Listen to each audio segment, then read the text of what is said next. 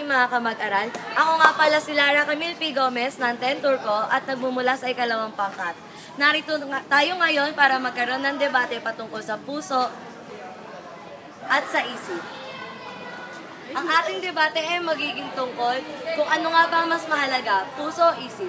Bago tayo magsimula ay magkakaroon muna tayo ng tao o ibon. At tao ang napili. Bago tayo magsimula, magkaroon muna tayo ng kamayan.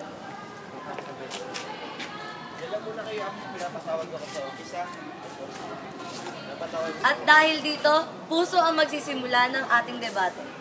Puso yung pinili namin kasi naniniwala kami na dapat laging sinusunod yung puso. Kasi sinabi ng pag-ibig eh. Ibig sabihin, pagmamahal, connected na rin yun sa puso, syempre. Hindi naman sa lahat ng bagay kailangan puso lang. Kailangan mo din gumamit ng isip. Kasi kapag nasasaktan ka na, alam mo na kung saan titigil. Hindi yung puso ka ng puso, di namatay ka na.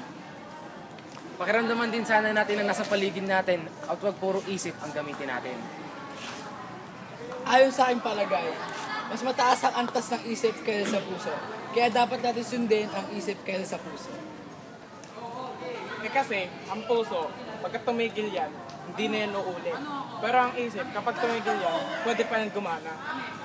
Puro kayong puso, mag-isip naman kayo. Bakit kami mag-iisip? May puso naman kami. Tsaka, mabubuhay ang isang tao kapag walang utak. Pero kapag ang tao na wala ng puso, mawawalan na yan ng buhay. Di ba kapag wala kang utak, nagmumukha kang tanga?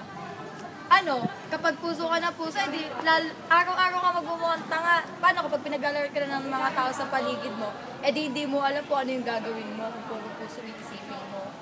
Hindi natin kailangan basta mag-isip lang. Pakiramdaman din sana natin ang lahat ng nasa paligid natin kung gusto natin.